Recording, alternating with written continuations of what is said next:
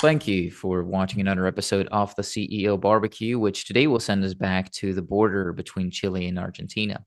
Joining me on the barbecue today is not an actual CEO, but it is instead a GEO. It's Stephen Nano, the director and technical advisor to Mogotes Metals. So maybe we should not call this a CEO barbecue, maybe a GEO barbecue. Anyways, but not before I've warned you that this company has paid me to conduct this interview. And you should understand that this channel is a business that makes money by producing and publishing content in various forms. This means that you cannot rely on this video for research, and you should treat it as entertainment instead. You should also be aware of the fact that the mineral exploration, development, and mining industry is one of the toughest businesses out there. It's a very tough business to deploy capital in. Losing money is the norm and should be the expectation in this sector. This is a very complex sector, and the performance of individual companies typically depends on many different moving particles, including geopolitics, macroeconomics, commodity prices, and more. And it should not be participated in by non-experts. Moreover, these companies are typically in the pre-revenue stage. They don't have sales. They don't have money coming in other ways besides financing, typically on the public markets. As a general rule of thumb, you're better off understanding that all company communications, albeit this interview, their website, their presentation, their social media accounts, and everything that these companies do is intended as marketing. And although I do not make buy or sell recommendations because I obviously have no idea what I'm doing, but also because there is a clear conflict of interest given the nature of my business, many out there will do exactly that. And you should be aware of that inherent bias, and you should be aware of that happening. That bias is not always going to be clearly disclosed with everyone out there. So it is safer for you anytime you're consuming any type of company specific content, albeit on social media, albeit on YouTube, albeit on a company's website, or even mainstream media. It is safer for you to approach it with a dose of skepticism and assume that the party telling you about it is biased, is either getting compensated or owns exposure to the company, because there will always be a bias in a certain way, again, albeit disclosed or not. The fact that I have no idea what I'm doing should already be clear to you at this point. I don't have a long enough track record of consistent investment profits, so I should, under no circumstances, be considered an authority on any of these things. I am not saying this to try and be funny. Although this may sound amusing to you, it is not intended as a joke.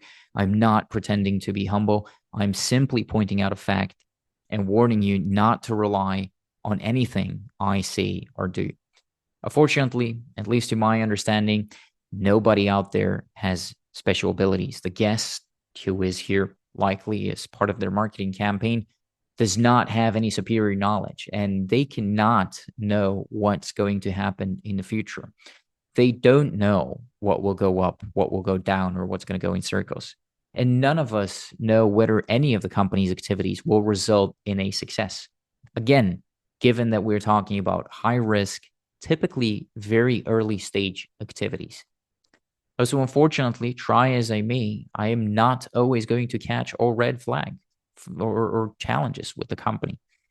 So even if I end up asking a few tough questions, don't rely on this being all of the tough questions.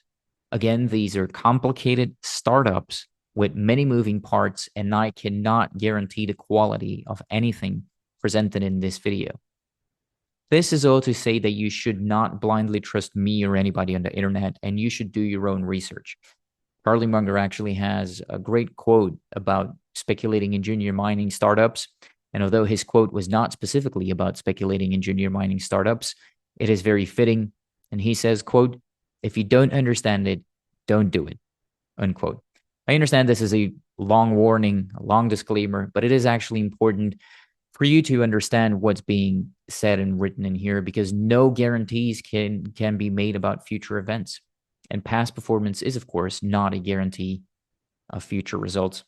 What you will find a lot of in here, though, are forward-looking statements. Pause the screen and read the warning that you see in order to better understand what those are. because this is a conversation that is general and impersonal in nature, containing hopes for future events that may or may not take place, again, depending on many different factors. Before continuing on, please talk to a professional, licensed investment advisor with a good long-term track record, as well as do more research before taking any decisions by visiting setterplus.ca. That is where you do research. It is not on social media. You cannot do research on YouTube or social media or investment blogs or chat boards. You go to setterplus.ca, and that is where you'll find the company's official filings. If you don't do that, you're not doing research and you're highly likely to lose your money. If you didn't have enough time to read the disclaimers shown on the screen as I was talking, or if you didn't understand them, you should not be consuming this content because you might be putting your capital at risk. With all that said, I can actually kick off this interview with Stephen Nano, the director and technical advisor to Mogotes Metals. This company is listed as MOG, so MOG, on the TSX Ventures Exchange, where an average of about 280,000 shares trade daily. 52-week high, 21 cents. 52-week low, 10 cents. Market cap, about $29 million. Shares outstanding, a little over 236 million, making this today a 13-cent stock. I'm not doing a full company overview here, though, because I did do an actual CEO barbecue with the CEO, so with Alan Sabet, who's actually in the room here with us, and not too long ago. So there's going to be a company playlist on the channel where you can watch that interview and all other interviews that are hopefully to follow from this one. But I've got Stephen here today, though, in an effort to better understand the geology that's underneath Mogotes' land package in the Vicuña District, and therefore hopefully maybe even better understand the Vicuña copper gold district as a whole, as well as the similarities and differences with some of the other land packages in the Vicuña District, which actually might be a good point to kick it off, Stephen, because I believe you were part of the team that put together another land package that is currently active in the Vicuña. Specifically, that's the one of Mirasol Resources. So having seen their geology and having worked in similar geological environments over your career, what brought you to this specific land package for Mogotes, and what are you seeing that you think others might have missed? Yeah, so I guess long history of working in Chile and Argentina and up into Bolivia and Peru. And a company, of course, that you mentioned is Mirasol Resources. So founder, vice president, and at the end of the day, CEO, president, director. Look, I saw in this land package something that I search for very diligently when I'm trying to identify really prospective areas to explore. Really critically for me, this property is right on one of the really most prospective mineral belts in Chile and Argentina that's produced many giant porphyries and giant epithermal gold systems that are mines.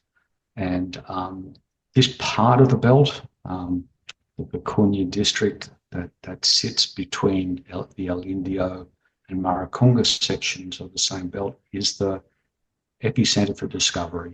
And certainly, you know, in my career, I've seen this, the perception of this part of the belt go from a place where you shouldn't be wasting your time because there's, you know, mineralization didn't form, or if it did, it's too high to mine, to becoming, you know, the incredible, you know, string of discoveries that we've seen delivered up by Filo and NGEx. And it is right on that belt, and possibly even captures the slightly older belt that is Jose Maria, the Lundin porphyry development as well.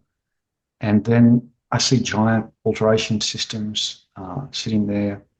The historic work that had been done over a decade before the discovery of Filo del Sol showed lots and lots of metal being moved around by the hydrothermal system. But what's also key to me is it's located on one of these giant trans-origin fault systems, and the intersection of those big faults and the Miocene arc is a first-order control on large-scale deposits. and I could see all of those features in the project. It's always a bit of a privilege to be invited to be part of a startup of a new company, and that was certainly an attraction as well. The team's fantastic, but this property is really stood the chance for me of delivering a true discovery, and that's really what gets me excited. Discovery. Thank you. That's a good overview. Lots of follow-up questions that we're going to get into from here. Topography is definitely one of those. And, I asked Alan the same question last time. He gave me the corporate side of the story, if you will. But others have looked at this package, or at least parts of it over time, like Yes. IMA, Valley, Anglo American, and so on. How Mm. did they miss that thesis? I mean, they knew it was on the trend. They knew about the Miocene rocks and whatnot. How did they miss it, and what are you doing differently? I don't think they missed the potential prospectivity. Obviously, they came to the property to test it. But I think, there's some really important things to give perspective to that. One is that at that time, it was a long way north or south to the nearest serious deposit. So there was no Filo del Sol, there was no Lunahuasi, there was no Los Helados.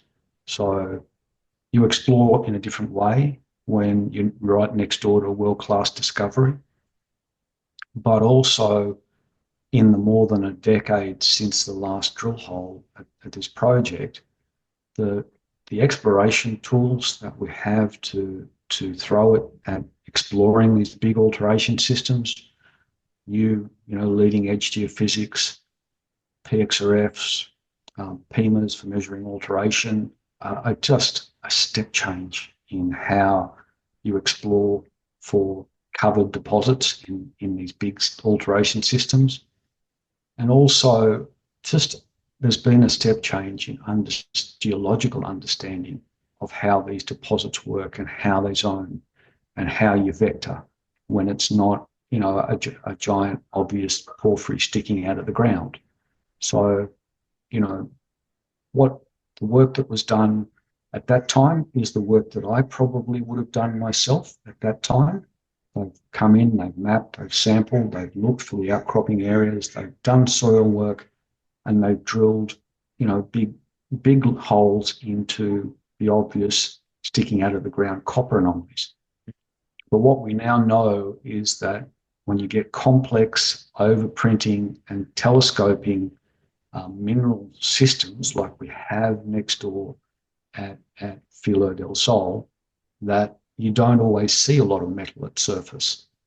And how to explore in those metal barren caps that can sit over the top of these deposits is really new understanding, and the new tools that I mentioned weren't available to people at that time.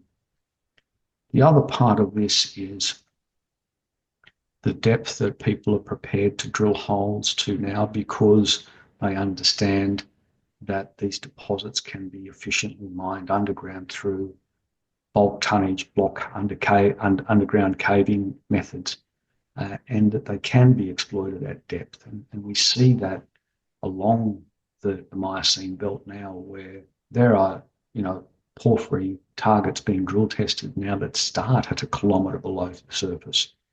That wouldn't have been at all considered sensible or viable exploration at the time that these guys were doing this work. So they did a good job, but we have a much greater understanding and a greater array of exploration tools and knowledge to throw at it now.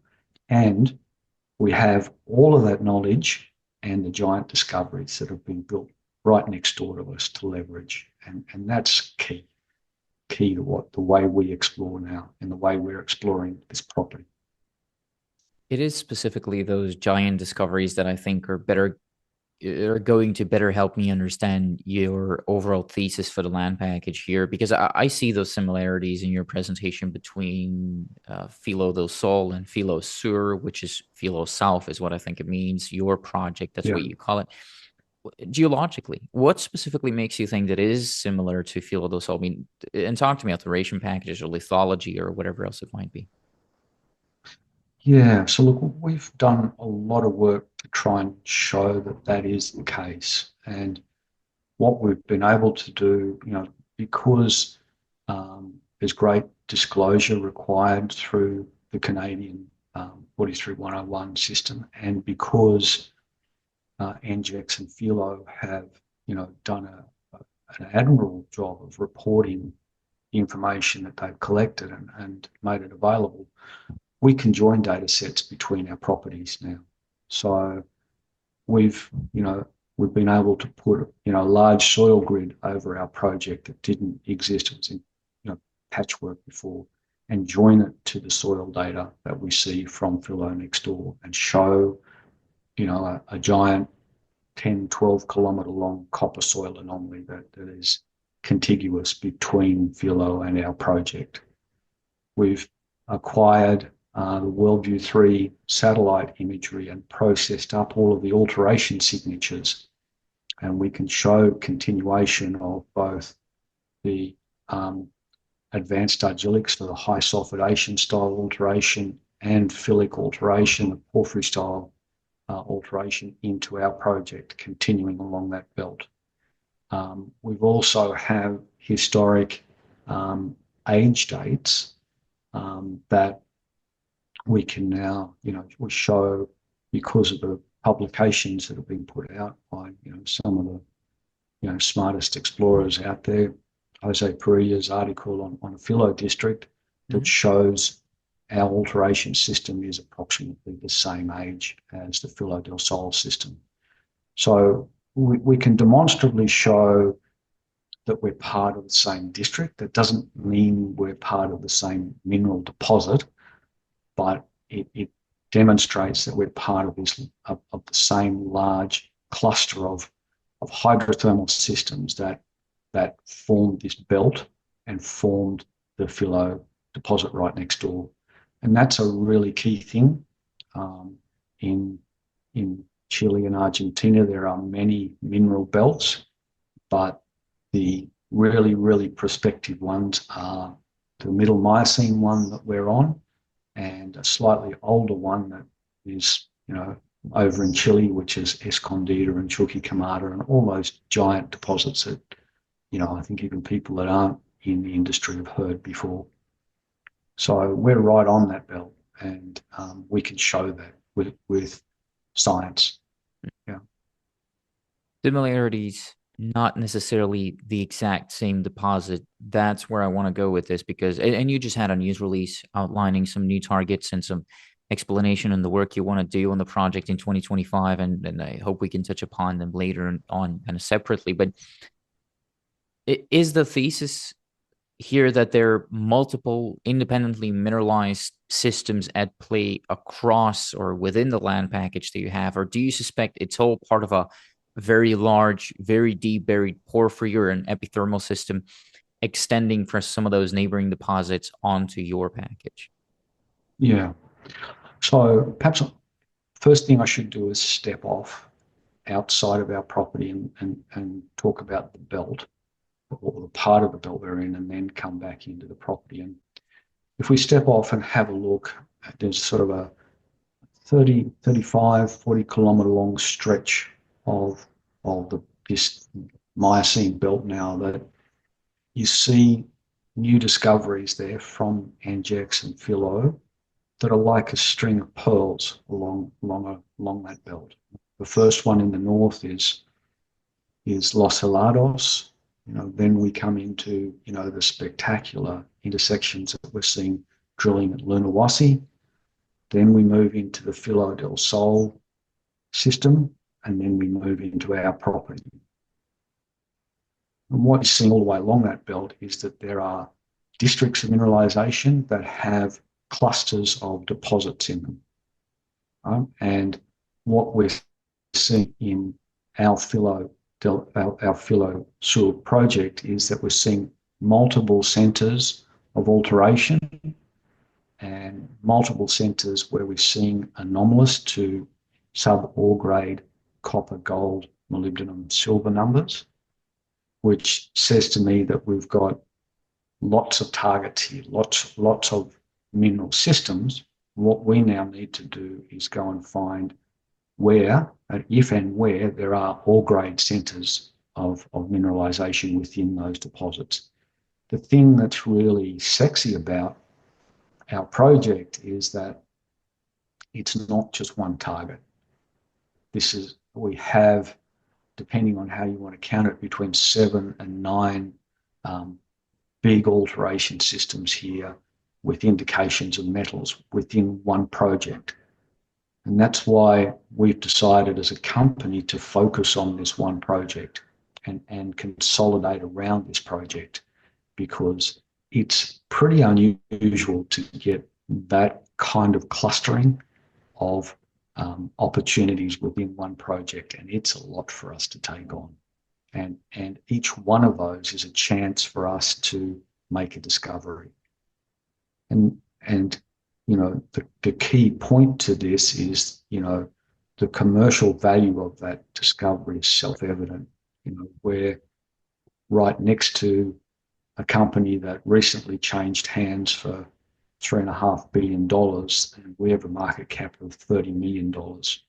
So if we make just one significant discovery, it's going to be very, very important for our shareholders and will put us firmly, you know, in that large scale district that we can see world-class companies like BHP and Lundin Mining are now seeing as a big centre of development that's going to be intergenerational in scale.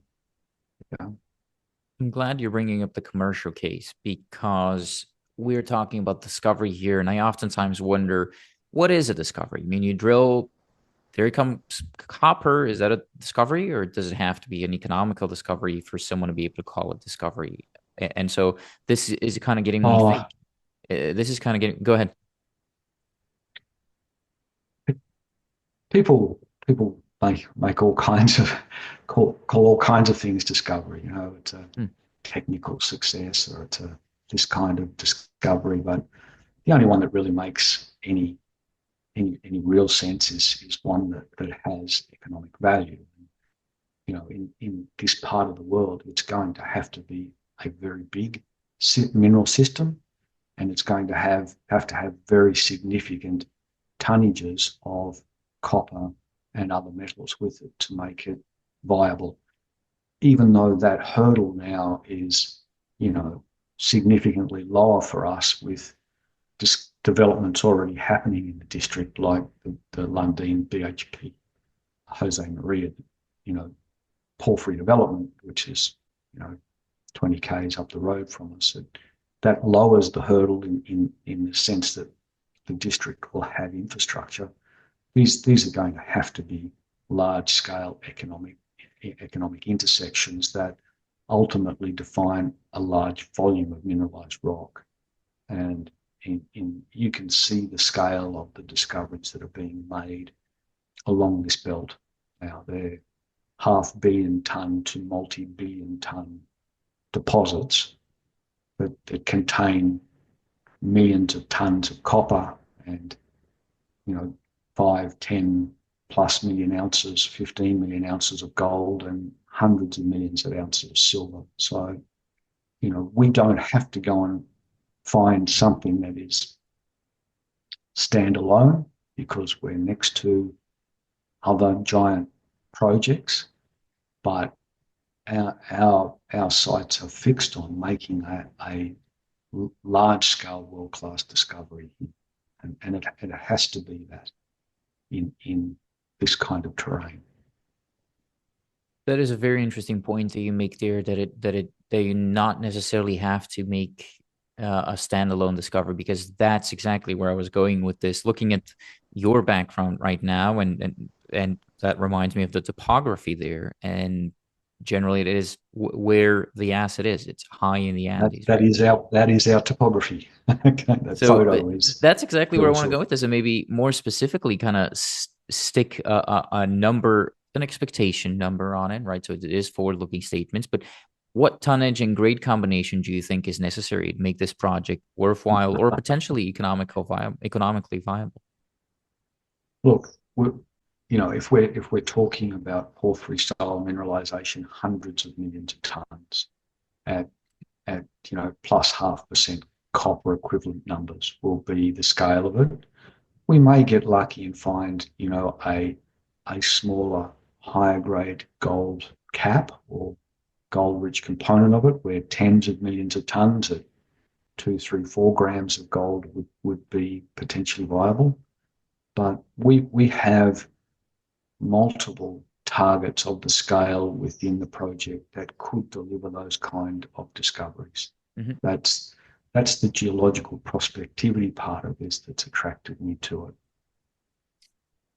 That gold cap that you're referencing, well, potential gold cap that you're referencing to, is that new? Is that because of what just happened with your neighbors, what they drilled into? Is that where that thesis is coming from, or have you always had the thesis of, oh, there might be a gold cap? No, I'm talking here in a general deposit style sense that you can see associated with these kind of systems. The upper parts of porphyry systems can have gold-enriched caps or high sulfidation or intermediate sulfidation epithermal tops to these systems, like you see in Filo, can have quite significant gold and silver credits with them. And we're That would have, seeing evidence on the small scale, on the outcrop scale, of those styles of mineralization. We certainly don't have, drill holes into anything of that scale yet. That's the scale and the styles of deposits that we're considering here, and seeing geological evidence for that style of mineralization, both porphyry and high sulfidation epithermal. right. Yes. Yeah, that's what I figured. That's why I mentioned it at the beginning, but it also got me thinking about the structural controls here on the acid. Would they have to be, I suppose they would have to be different for the different mineralization, but is your primary thesis that it is the Mogotes fold? That's the name of the fold, if I'm not mistaken, that you have. Is that what you believe is the main structural control in the acid? The main structural control is the north-south fault system and the north-south oriented arc that is the belt of deposits. So that north-south control is the primary control. So that's that Miocene belt of deposits.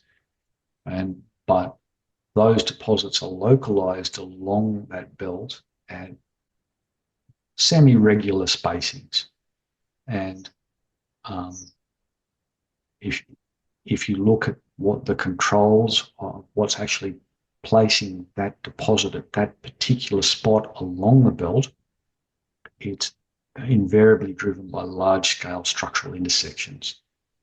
So where cross structures come through, they create, I guess, an intersection or a cone of access for where magmas can ascend into the crust, and those magmas bring the metals.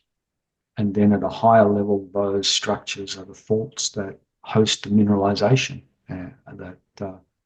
where the gold and copper is deposited. What I see at Mogotes is, a very, a very prominent north-south belt of mineralization, Miocene belt, and as I said, probably slightly to the east into Argentina, there may be a slightly older belt there that is the Jose Maria deposit is located on, that BHP and Lundin are developing. We probably have both of those belts passing through our project.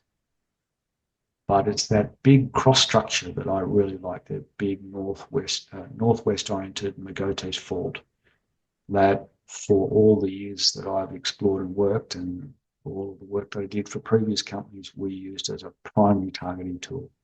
Mm-hmm. Get into that mineral belt at those trans-origin intersections. That's where you've got a way better potential to find large-scale deposits, and that's a spatially demonstrable pattern you see up and down the Andes. Kind of to sum it up here and drive toward the question, Stephen, what I'm getting is that the package is showing characteristics of both porphyry and high sulfidation epithermal systems. And I understand it will Correct. take more drilling to answer this question, but which deposit model do you think, and this is all forward looking, which one do you think is going to dominate here? What are the chances for it being a porphyry versus it being a high sulfidation epithermal system? I think towards the north and towards the border zone, we have pretty good evidence that we're seeing high sulfidation parts of the systems preserved, particularly at Meseta. We're seeing advanced argillic alteration. We're seeing vuggy silica with gold and silver, sometimes some copper in it, in those structures and in those vuggy silica replaced horizons.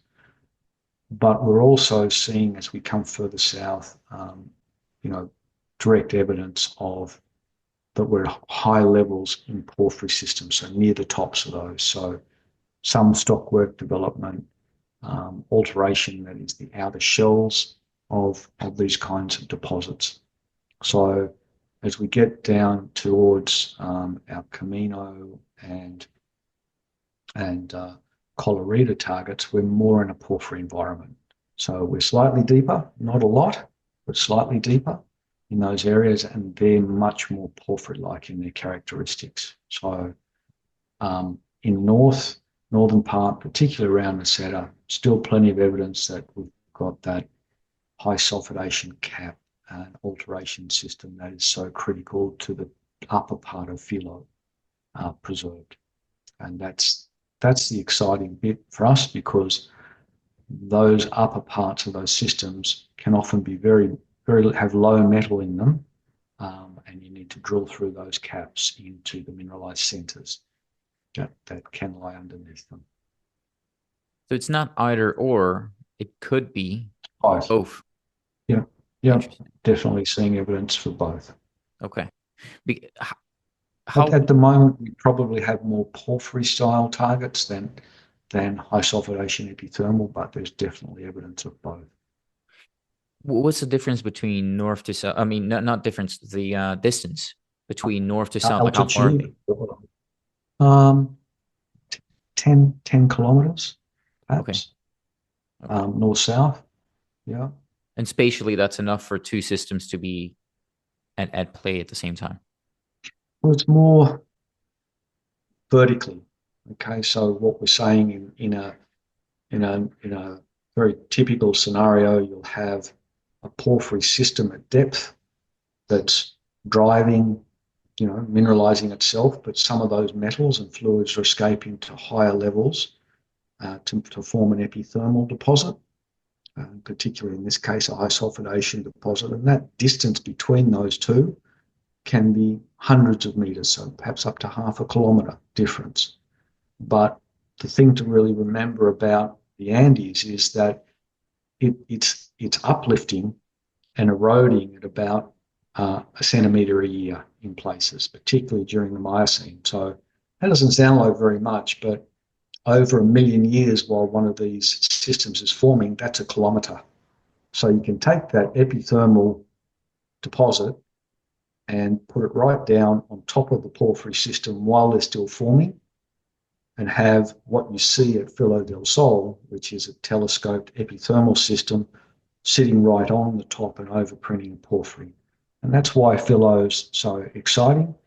And we believe to some degree we can see evidence for those processes happening in our property too. We don't have the geological knowledge or the age data to be able to demonstrate that definitively as they have next door. But we certainly are starting to build that information set and see those kind of superimposition of porphyry and epithermal levels on top of each other. And why do we like that? It's because you're taking all of that metal from up there and slamming it down. It's good, eroding it and redepositing it down on top of an already metal-bearing system, so you get a double dose of metals, and that's where you want to be. Grade I is it's important. kind of like you, I suppose. I want to know where that porphyry center may be, or where it's all coming from. And let me give you a little bit of a background on why I'm asking this is because advanced Yes. argillic alteration is mentioned south of the fault, right? So do you interpret this as an upper level system above potentially mineralized porphyry centers? And is that what's at least partly driving your targeting decision, or is that not really relevant here? I know it's important, but what we have, and this was a big step for a junior company to take, particularly investing the kind of money that we did even before we were listed, was we've gone in and applied, leading edge geophysical techniques over a large part of the property. So we've done the surface work, we've mapped the geology, we've done soil sampling, we've done the alteration. So there's all your surface data sets, but we've used some really cool geophysical techniques to look to depth. And what we can see in all of our targets is a coincidence between anomalous metals and alteration systems at the surface, which are very cool things. But underlying those now we have from our own data, and you probably saw the announcement in September where we recovered, $1.5–2 million worth of geophysics from historic work that Vale had done 10 years ago.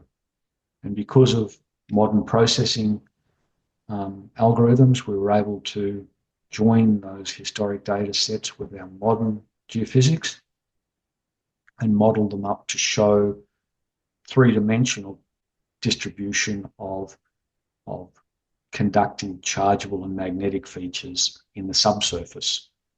And what we can see are things that look like porphyries with the right kind of geophysical signature sitting underneath our alteration systems in a number of those targets, like Camino and Meseta and Cumbre.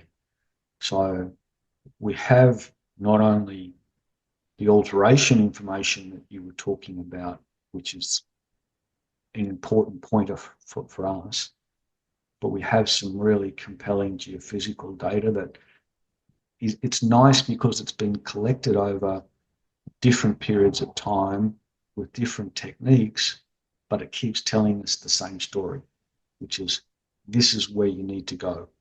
And when you get that level of coincidence, as you've seen, we need to do a bit more work at surface because that new historic data that we've brought in has helped us refocus a little. But so we're gathering that information now, and then we'll be ready to start drilling. In the context of continuing to consolidate our position in what I said, I believe to be one of the best mineralized porphyry belts in the world, and the center of that gap between the Maricunga and the El Indio belt is an epicenter of discovery, and that's just demonstrably true. Yeah.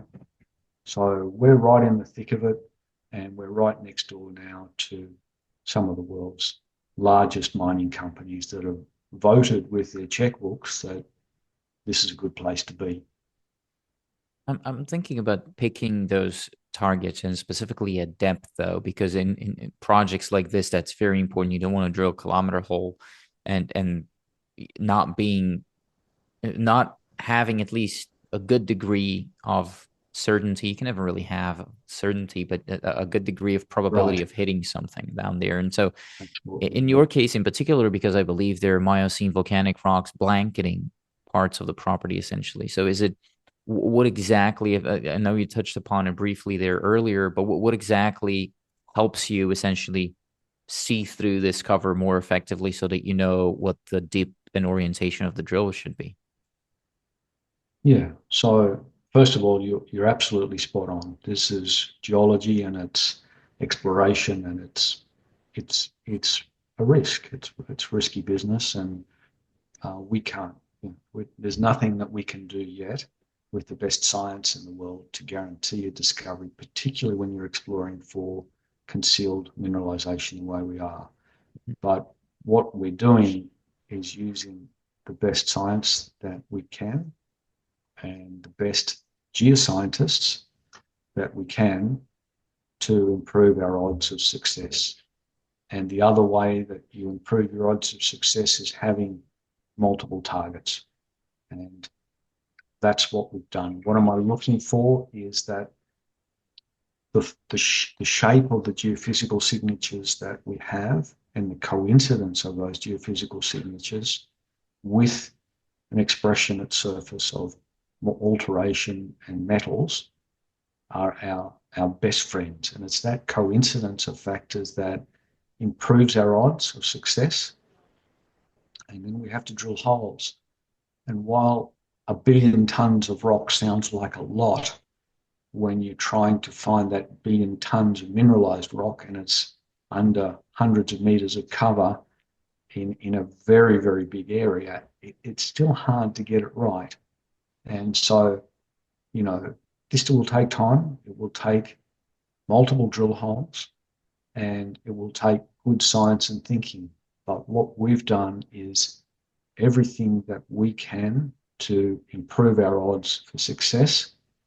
And as I've said before, we're leveraging the knowledge and the discovery success from right next door.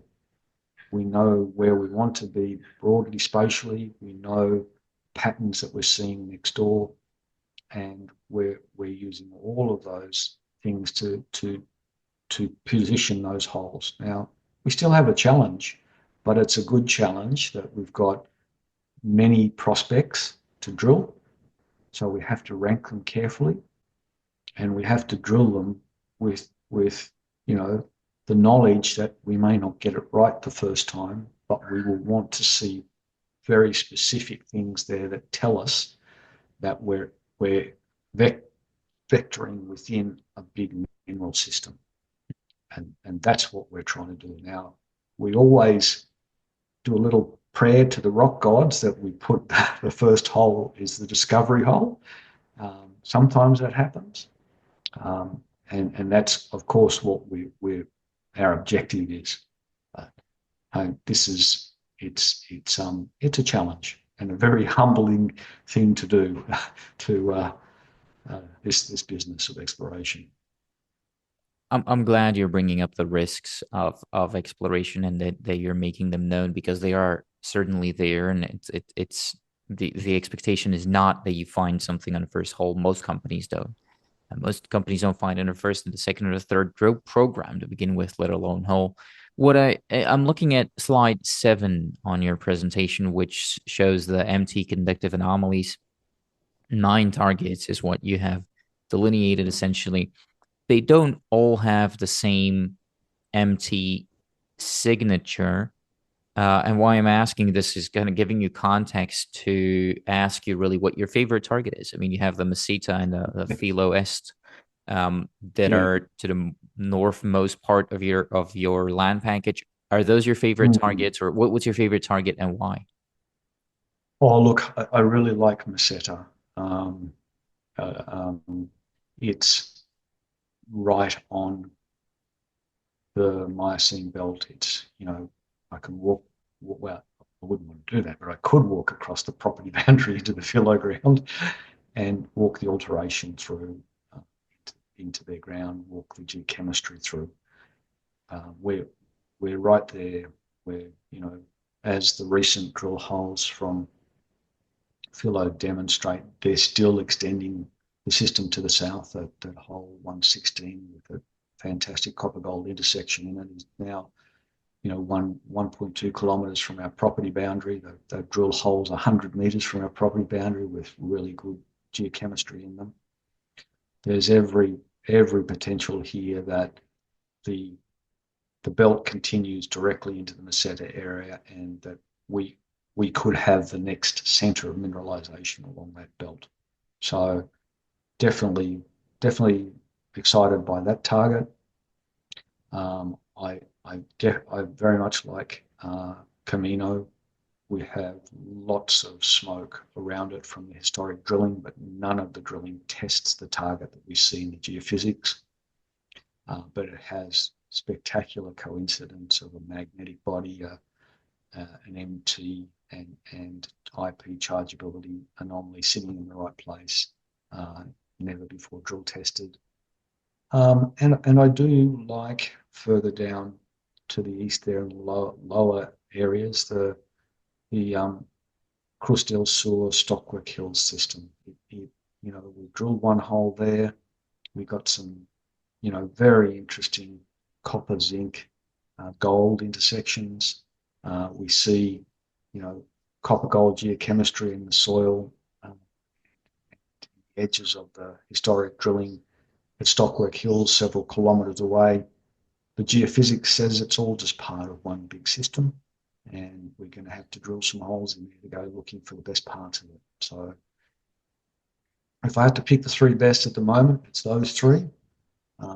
Obviously a whole swag of geochem results will come in from our trenching, rock chipping and mapping samples over the next month or so that may help prioritize things, but I don't think it'll change, the ones that I feel are the primary ones we should be drilling.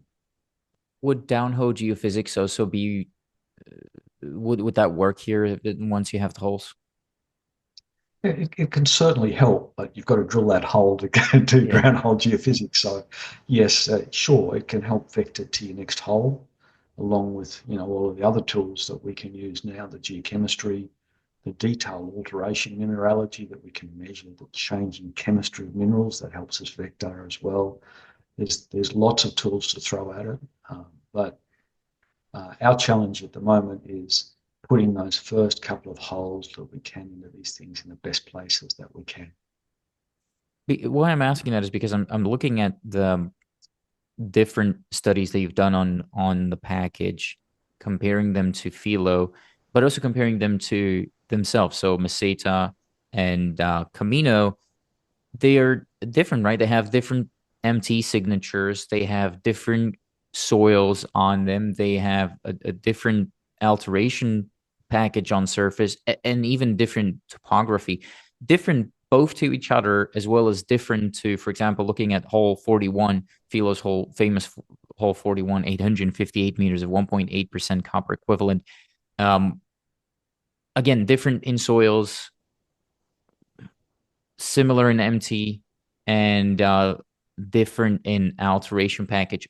What do these differences between, again, both your targets within, but also those of Filo tell you? Yeah, so look, Filo, that discovery hole was really good because they had to drill through that barren cap. See that at the top before they went into the lower grade Filo del Sol blanket. And then they went through into the Aurora, the big Aurora porphyry system underneath. So what you see with these deposits is, depending on how deeply they're eroded, their surface geochemistry can be really different, because at the top of the thing, these systems in the steam heated zone, there'll probably be no copper and no gold, but underlying that zone, you'll get into those epithermal levels. So every part of that system has a different geological alteration, geochemical and geophysical signature. And, no two deposits are ever identical, because the geological parameters that put them there are unique in each case, but they have certain predictive patterns. And that's what we're trying to see in those data sets. Are there enough of those predictive patterns to tell us that on odds here, there's enough coincidence of the right kind of features for us to risk drilling an expensive drill hole to test it. Hmm. And again, the ones that I've mentioned are the ones that at this stage look really good. Cumbre's right up there. We'll do a little bit more work that'll put that in there, but they're the 1 to 3 to 4 best targets in my mind at the moment. Right. But why I brought that up in the first place again, because I was thinking of depth and how you see below that cap, and why I'm even thinking about depth in the first place is because the surface copper values that you've seen to date are dominated by oxides, right? So I'm thinking, where do they come from? Essentially, is your internal thesis, again, this is so forward looking again, but is your internal thesis saying that those oxides are supported by primary sulfide mineralization at depth, or could they have been brought there essentially through weathering or something like that? Well, the oxide copper values that we see are a product of weathering, right? But what we always ask ourselves when we're looking at a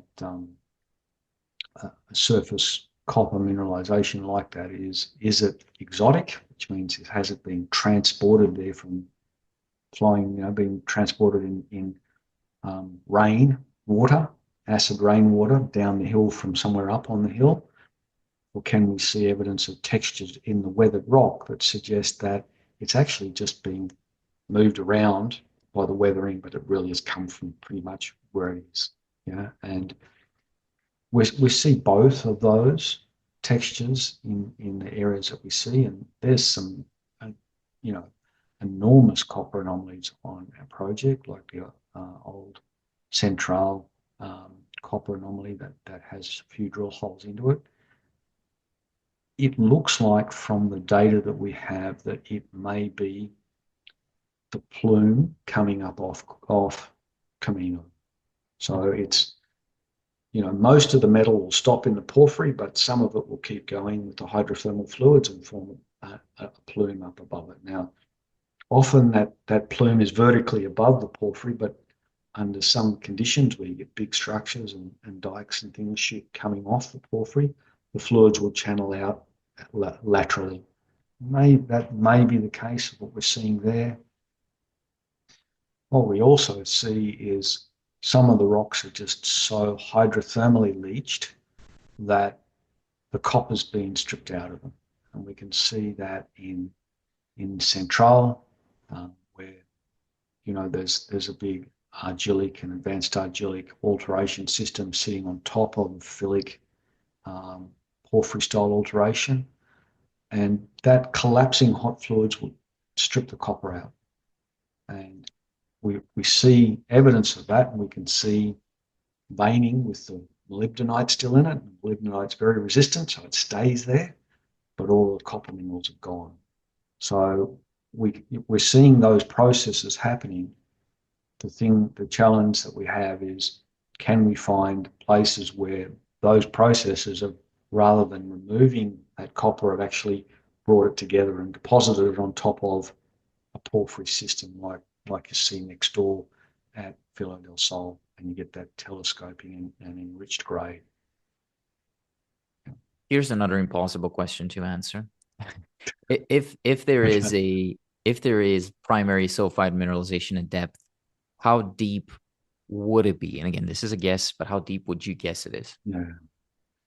Well, look, what you get in these big porphyry systems is different kinds of sulfide, right?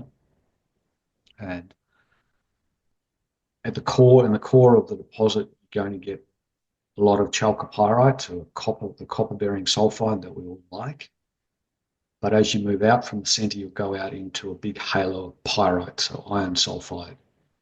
So we're seeing in the geophysics that pattern, and modern geophysics is good enough that it can map the change in the conductivity from where you're pyrite dominated, which is very chargeable but not that conductive, to the core of the system where you see an increase. It's still chargeable, but you can see an increase in the conductivity because there's more copper there. And that's why we like copper. It conducts electricity, right?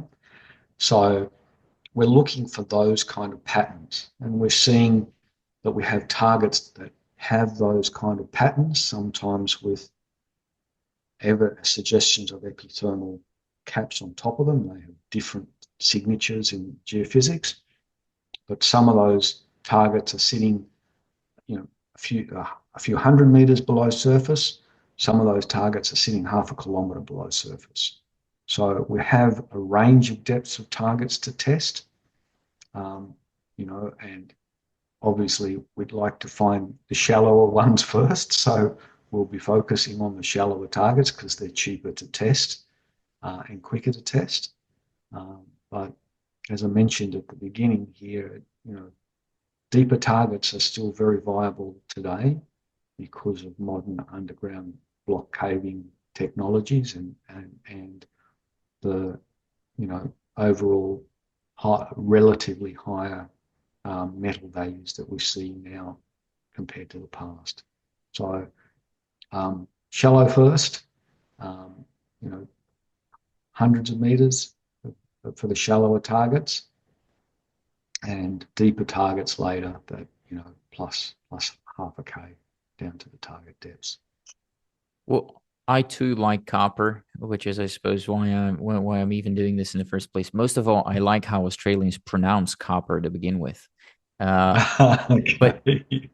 but Stephen, you bring up a very good point because that is something that I have been thinking about smaller companies as a whole, as in given the state of the financing market and your share price right now, how do you prioritize spending between deeper and yes, higher risk, but of course potentially higher impact drilling as well, right? Versus drilling the more easily accessible, but lower priority zones, so to call it. How Yeah. do you prioritize? What do you? Is there a How do we checklist? how do How do you we pick those?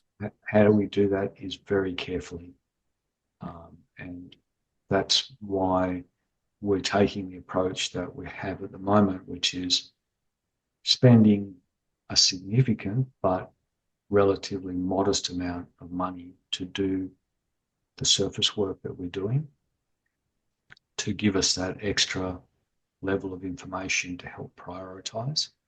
Right? And that's the program that's underway at the moment that I know Alan's explained earlier. Seen our press release of a couple of days ago. So make sure we've got as much information as we can. Make sure that we bring in and listen to as many people that understand these systems as we can, because nobody has all the answers, but smart people have seen a lot of these things before. And also making sure that we cross-check and validate our data, that we've interpreted it properly, and get other people to cross-check what we're seeing. So it's a really careful process here because we understand the challenges of a small company with very limited treasury working in this altitude. It's we have to be very careful. Mentioned in your earlier questions with Alan, companies that have failed and companies that have succeeded exploring in the belt here, and we certainly want to be one of the successful ones. So we're taking all of that data. We're trying to look for evidence of those overprinting systems because of the metal enrichment process that we've talked about, that we know is happening next door. It's demonstrated to be happening next door. And we're trying to prioritize targets that have large scale footprints, because what we want to do is make a discovery that really attracts attention here of large companies that see that they just have to have us as part of their portfolio. So it doesn't do us or our shareholders any good to go chasing little high-grade things in this setting. I have a question about, I was writing down a question about the data that you said, because I think as you mentioned, you have some new data. You've relogged some core in the process too and whatnot. So I want to talk about that.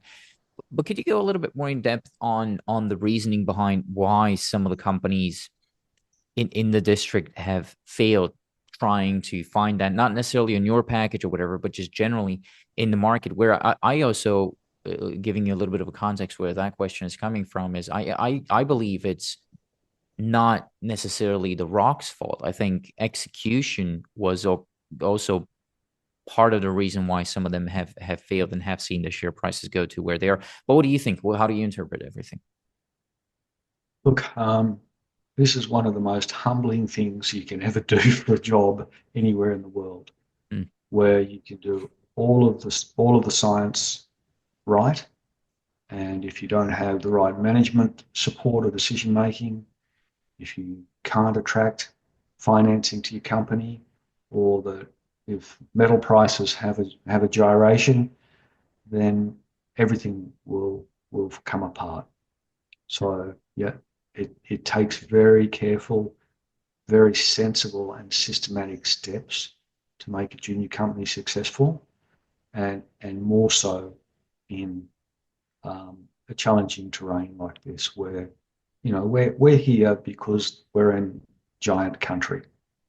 So the risk reward profile here is enormous, and the value that will be created if we're successful is enormous. But it's key that you're backing people that and teams that have worked in these terrains before, that understand the not just the geological risk but the financial risk of running a company in this terrain, and also that you're with a team of people that understand how to run a company and have had experience in doing that, and have a network of that can raise capital and strategically align themselves with the right companies. Now, that's a lot to get right, and you can't always control all of the factors there. But if you're backing teams that have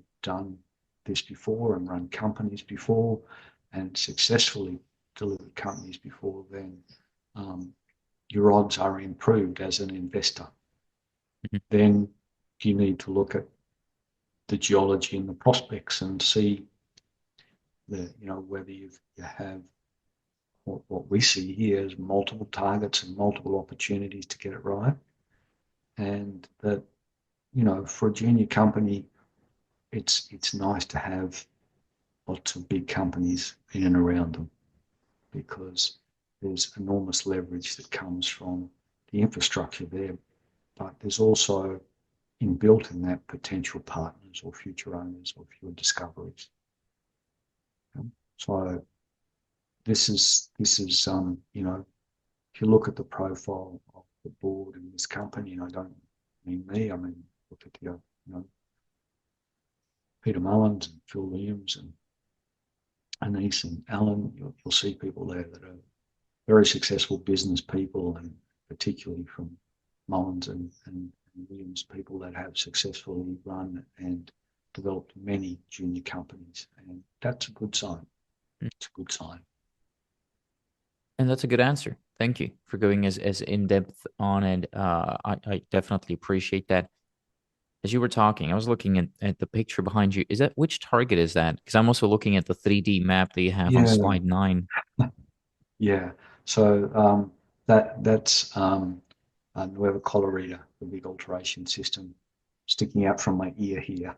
Okay, I would have and guessed it's Cumbria actually because it seems higher up, but that now it makes sense that you're saying it. Why I'm asking this or why I'm bringing it up, it's still I'm not going away from your question, but I'm thinking about how hard it is to go and drill Mesita, for example, which is the target that you mentioned is one of your top targets. It kind of seems like on the side of a hill. Is it hard to get a drill up there? Is that what makes it expensive? And what are kind of the risks yeah, of the actual drilling itself? Not the geological risk, like the actual work risk. yeah. Look, it is absolutely physically challenging to get access to um, prospects there, but one of the smart things that Mogotes did in the first season they were in there is they spent a lot of money developing a road network. So I think we built something over 30 kilometres of tracks throughout the property to aid access. So that's, a big thing because usually that kind of road network doesn't come till much later in a project's history, and that definitely helped us do the soil sampling, the mapping, and the geophysics that we did early on. The setter, yeah, it's challenging, but there's some things that are good about it too. One is that um, once you get you up onto the top of the hill that you can see behind me, um, there's a relatively flat plateau that will allow you to drive almost to the foot of the Meseta target. And while the hill side that we want to drill will be challenging, there are tracks right to the base of it already. And of course, there's a lot of tracks the other side of it from our partners' work as well. So, yeah, look, challenging but doable, and a lot of the road network exists already for access. So not saying we won't have to build more tracks, but hey, most of them are already there. Yeah, that's fair, and it's a good overview to kind of I think and I like they have 3D stuff in your presentation by the way because I think it's kind of hard to imagine sometimes how the drill actually gets up Really there, helps, doesn't it? right? Yeah, And and it's because very cool. and I also read news releases. I'm a desk rat. I've never been to a site, which I should bring change to that eventually, but um Good. you read news releases and you think about, oh, they say that they're going to drill in 6 weeks, but it's taking them 8 weeks. What's happening? And until you actually understand like how it is to drag a drill up there or something like that, it really changes your perspective. So I'm happy you're answering that Yeah, question and detailed. carting the water up there if you're drilling core, and making sure that you're doing it in a safe way so everybody goes home at night. Exactly. Yeah. I wanted to why I'm going in that direction is because I wanted to talk about what I just wrote down, which is collecting that data and so re-logging the core. I believe the conclusion from it for you was that there's potential for a multi-phase porphyry system essentially, and maybe you can walk me through where or how you saw that in the core specifically in the context, of course, of temperature gradients or mineralogical Yeah. zonations or stuff like that. So what we saw in the core, and it wasn't just me relogging, or even some of the best people that I know in the industry to do that relogging, and our own people were working with them too, is that we could see both evidence of porphyry style mineralization and high sulfidation epithermal mineralization within the same holes and overprinting each other. And that's a theme we've sort of touched on a few times here, is that it's where that process happens is where you get the potential to get two doses of metal happening in the one spot, and that's really important. The grade in these big systems is low, but it's that big volume of rock and a little bit of extra grade from a superimposed system makes a big difference to the economics. And we could see evidence of that. We could see evidence of different styles of epithermal systems as well, not just high sulfidation, which is the primary style of Filo next door, but other kinds like intermediate and low sulfidation veining as well. So we're seeing lots of epithermal style systems there that looked like they were overprinting each other. And in some of the historic holes, we could actually measure and point to that grade addition that was happening from the two systems overprinting. So, those historic holes drilled, tens to hundreds of meters of some, very high order smoke, 0.2, 0.3% copper and 0.1, 0.2 grams gold, and locally ore grade intervals within them. But to see that overprinting process happening was a really exciting thing for us because that's what we wanted to see and that's what we knew was happening next door.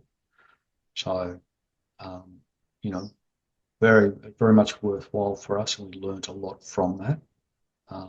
And that's, a really important thing to do, because when you've got multiple drill campaigns, as you had there, 2 campaigns from EMA and 2 campaigns from Vale, over, in that case, nearly, a decade apart, different geologists, different logging approaches. Often geologists change during campaigns. Every geologist sees rocks differently. So you want to try and get a uniform picture of what's happening and apply those modern tools and modern thinking that we talked about at the beginning, and get that overview of all the knowledge of the project. So definitely did that. But the big thing that we did that was different is that instead of rushing in and drilling some holes right next to the old holes, which would have been easy to do and most juniors would do straight away, the Mogotes board backed the concept of stepping back and taking a district scale approach here. So we stepped right out and did a big soil grid right across the whole property, 1,300 soil samples. We spent a lot of money on this leading edge geophysics that I talked about to cover a very large part of the property, which is a big thing to do. We went and tasked a WorldView 3 satellite to acquire new images over our property. So we stepped back and said, this is a big area, there's lots of alteration, there's lots of indication of metals moving around. We're right on a giant porphyry epithermal belt. They're all big ticks, but we need to be able to get the best information we can to find the cherries, the plums within this big system of alteration and metal. And that's what we've tried to do with this. And it's unusual for a junior company to do that. And I don't think I'm letting too many secrets out here to say that we've obviously throughout this process kept several large companies informed of what we're doing. And, the feedback that we had from those companies was really important, that, they were very surprised that a junior company was taking this kind of approach, and that in the relatively short time frame that we had to gather that data, we gathered more information than they would typically be able to gather in multiple seasons of work. So, we've taken an approach. It's a big step. It's a big risk for a junior, but we think it's paid off here because it's allowed us to see multiple targets in our property. And each one of those is a chance to get it right, i.e. make a discovery. I know you almost have to go because it's kind of getting late over there in Australia. I still have 3 more things at least to talk about. That's right. Yeah, keep going. We're okay so far. 3 more things at least to talk about, which is, and I've written them down, QSP, brecciation, and vuggy silica. Let's start with QSP. The alteration that you're seeing, do you think that's related to the copper gold mineralization, or is it mostly interpreted as kind of a distal alteration signature here? I think what we're seeing is we're seeing the upper levels of porphyry systems. So we're mostly out in what would be typically called the phyllic shell in the porphyries, although we're seeing a little bit of potassic here and there. And then what we're seeing is that argillic to advanced argillic epithermal style mineralization. And in some places, like the hill behind us, we can map the overprinting interface where that telescoping looks like it's happened. Now, I say looks like because for it really to be telescoping, it needs to be the same system collapsing on itself, and we need a lot of alteration dates to be able to prove that. We don't have those yet, but it sure visually looks like that's the process happening, and we could see it. Or thinking in the previous questions you're asking about the historic drill core, we could see that porphyry level alteration being overprinted by high sulfidation epithermal and intermediate sulfidation systems. Breccias, so then we're in the epithermal to outer porphyry shell. from what we can see from the alteration patterns. Right. Okay. Well, that would make sense in that case. So distal essentially is what it comes down to. But uh, breccias, when we talk about breccias and brecciation, is it? I'm thinking about how important their role is in this specific scenario. Typically, breccias is a thing that I look for as a non-geo. When I see them, I can start better understanding the package. But have they played an important role in hosting the mineralization, or are they mostly kind of the pathways, if you will, for alteration here? But both.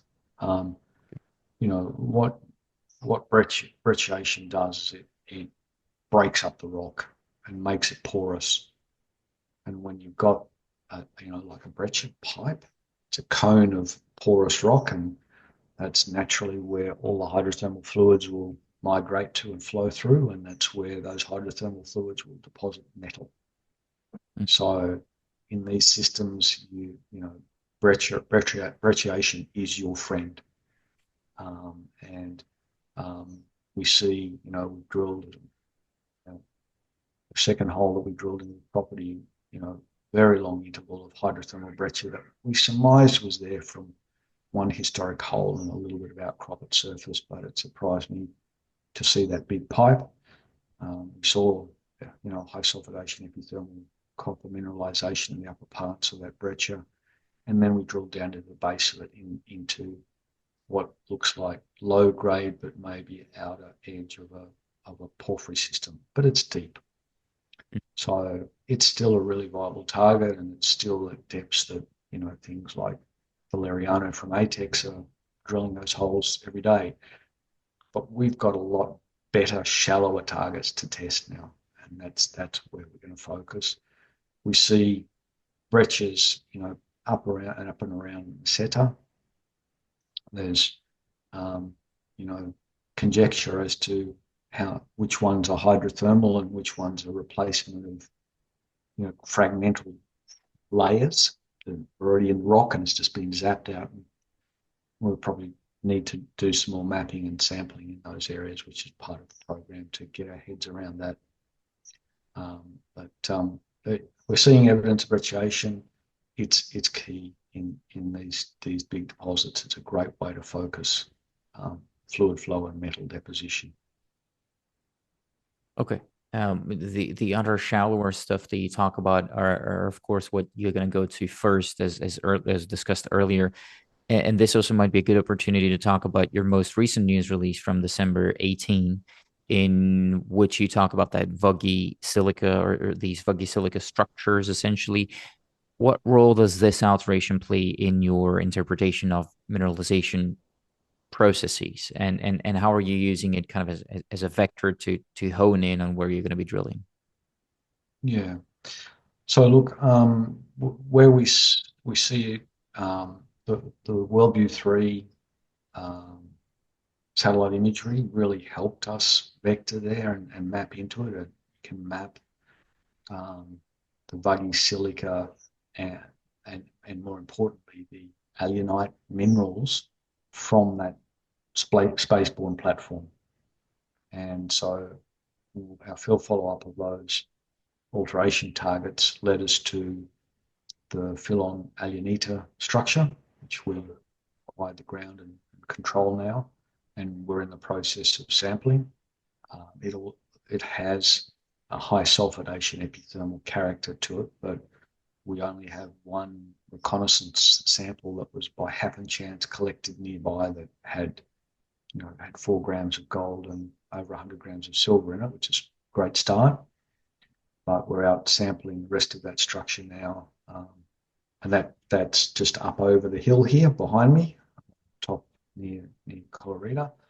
But the other area that we see those quartz alunite, vuggy silica breccias and horizons is Meseta, and that's demonstrably an extension of that same kind of alteration that you see on the property boundary extending north in Filo, and is the cap sequence of alteration that hosts the Filo del Sol blanket, and also that recent drilling that was announced in hole 116. That's it's sitting up in that style of alteration just to the north of our property boundary. So the fact that it's there and it's part of that bigger alteration zone is pretty exciting for us.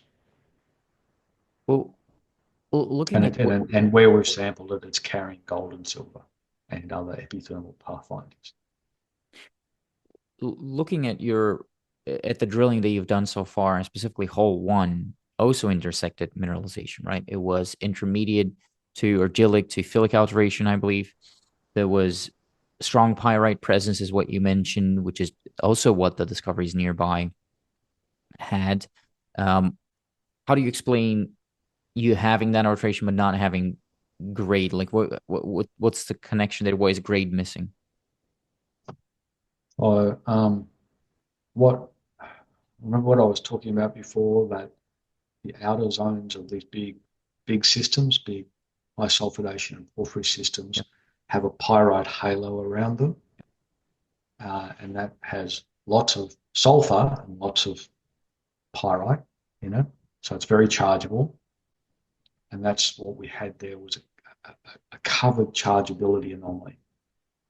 And we drilled into that, and I think the intersection that we announced was like 130 meters at 0.2 grams of gold and anomalous zinc, lead, and a little bit of copper. That alteration type, that pyrite dominated part of it, and the fact that we've got those kind of grades, and there are intervals in there of 1.3 grams of gold and over 1% zinc, are really encouraging. Okay, and that dominance of gold and zinc and that kind of alteration is what you can see in that outer philic to argillic transition in the edge of a porphyry system.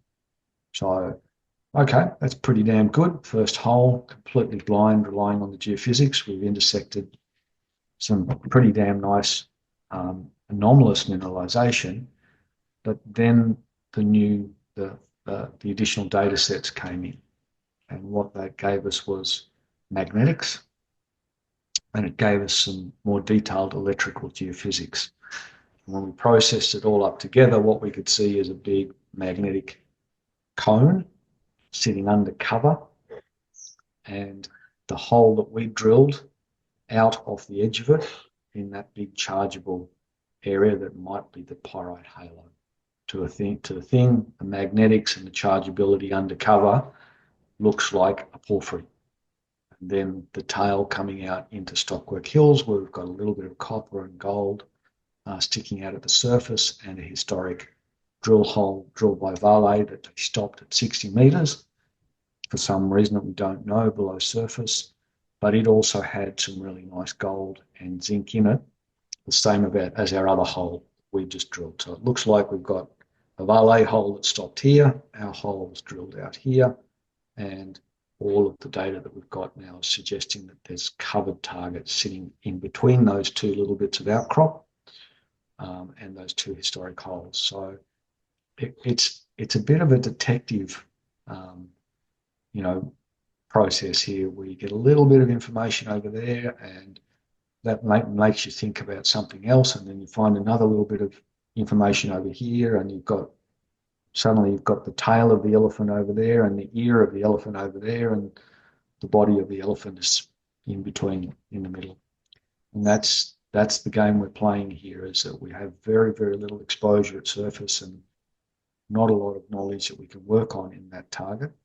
But the pieces of information that we now have, including our geophysics and the historic geophysics together, say, listen, this thing could be pieces of one bigger system, and we sure as hell are going to test that. Okay. Now that we're talking about that, and I like to believe I'm getting a good or better understanding, at least of what I have an hour or so ago. But hole two intercepted breccia, a lot of it, excuse me, over 800 meters, 815 meters to be specific. Again, not much copper. Some moly though. How come? What's that telling you? Do you see that as positive too? And what can you take away from that? Yeah. So, what do we take away from it? First of all, is that um, the information that we gathered from the relogging showed us a little bit of brecciation, see of the style that was there. A little bit of information we could get from the covered area was there was some breccia there. We thought there might have been some breccia there, but we couldn't be sure. The geophysics predicted that there was a pipe-like feature there, and that's why we put the hole right down the guts of this thing. And the geophysics predicted that there was a conductive feature at depth. So what did we see? We've drilled a very big hydrothermal system that's got enough fluid moving around that it's punched a giant pipe of brecciation up almost a kilometre, 800 metres. In the top of that pipe, we're seeing high sulfidation copper mineralization. And at the bottom of the pipe, we've hit low-grade porphyry mineralization that but locally has up to over 1,000 ppm moly in it. And that's really, really better than, way better byproduct. In a porphyry, if you're getting 10s to 100 ppm moly, it's good byproduct grade in porphyry. So this is really high-grade moly. So what does it look like? It looks like we might have drilled into the outer edge of something, of a porphyry system, and the pipes come up off that porphyry. Now, there's not a lot of metal in it, you're right, but there's enough that it's very interesting and the alteration is very strong. And the fact that we're getting really high moly in it suggests that we're still outside of the core of the system. So we're not finished there, but I've got stronger targets that are shallower and higher priority technically now to drill than to go and drill another very long deep hole to test for that deep porphyry. I'd rather be testing shallower porphyry targets that we have and shallower epithermal targets that we have than going back to test that one yet. There'll be a time where that'll be the right thing to do, but at the moment, go for the easier targets and the shallower targets is our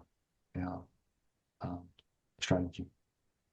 Good, and I hope I'll keep getting updates from you. I've really appreciated the overview so far today. I'm gonna let you go now. I've already not Thanks. been too respectful of your time, but one last thing: seasonality Mm. and timing wise.